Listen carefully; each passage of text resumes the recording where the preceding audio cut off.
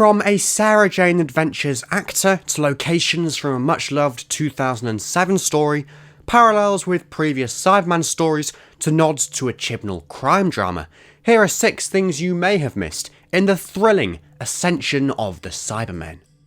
Number 1. Weaknesses of the Cybermen.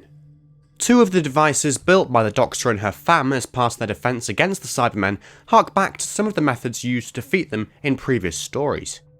Graham's device, the Neural Inhibitor System, is a clear nod to 2006's Rise of the Cybermen and the Age of Steel, which introduced the concept of the Emotional Inhibitor, the device which suppresses a Cyberman's emotions. Meanwhile, Yaz's Particle Projector, which projects particles of gold into the air, alludes back to 1975's Revenge of the Cybermen, which established that the creatures are allergic to the substance.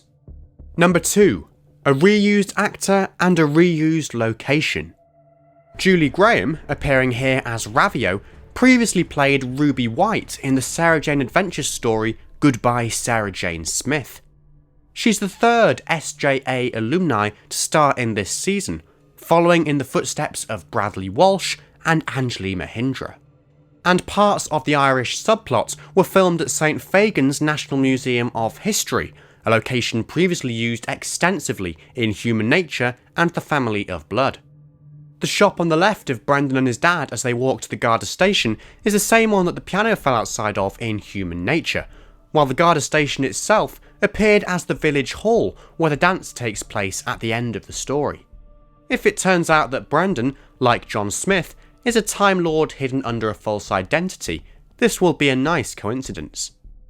As an aside, as many have noticed, Gallifrey had previously been mistaken for somewhere in Ireland in The Hand of Fear, The Invisible Enemy, and Human Nature, which lends further credence to the idea that these scenes are really set on Gallifrey. Number 3. Allusions to Broadchurch. I'm surprised more people haven't been talking about this.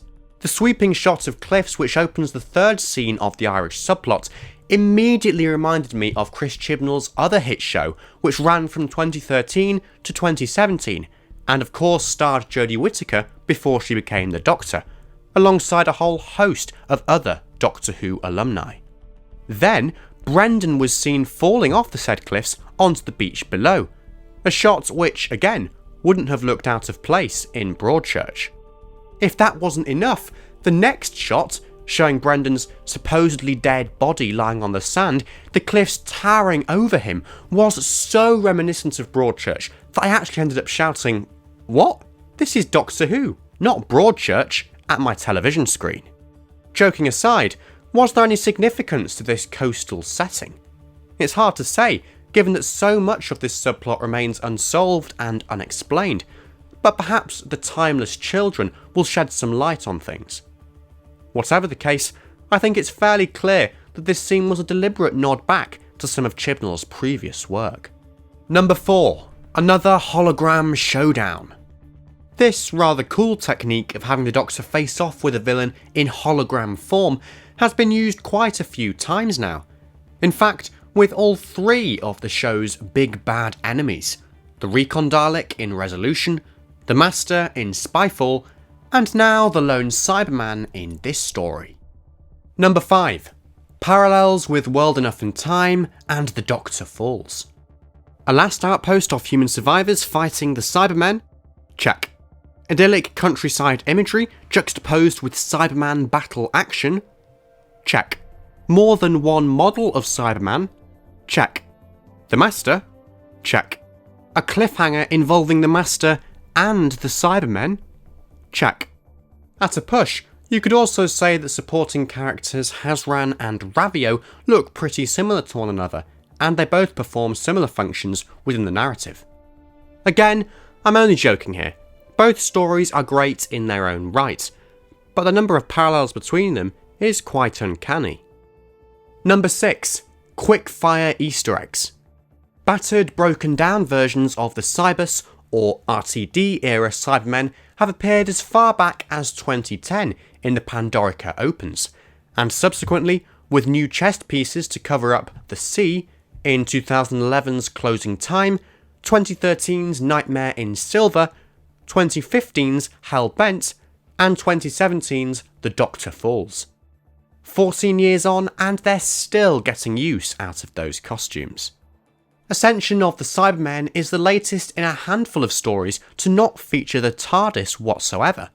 The only other stories in which this has happened are Mission to the Unknown, the Silurians, the Mind of Evil, the Demons, the Sea Devils, the Sontaran Experiment, Genesis of the Daleks, Midnight, The Lie of the Land, and the 13th Doctor's debut story, The Woman Who Fell to Earth.